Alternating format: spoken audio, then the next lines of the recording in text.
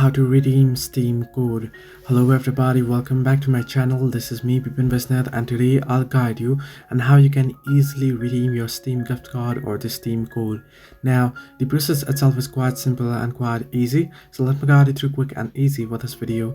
First things first, what you want to do is you can simply head into your browser on your device. Now, you can do so on the Steam on your PC as well, but I'll be showing you here on the browser since it'll be easy.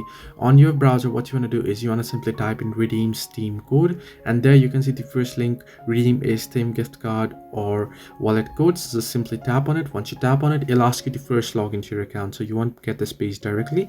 You want to log into your account first. In my case, I'm already logged in. As you can see, once you're logged in, you want to simply enter your wallet code there and then go ahead and enter in the details and simply tap on continue, and it'll take you through certain prompts and you'll be able to redeem your Steam code. So this way you can easily redeem your Steam code. Hope this helped you. Do like and subscribe, and do not forget to leave a comment down below if you have any further issues.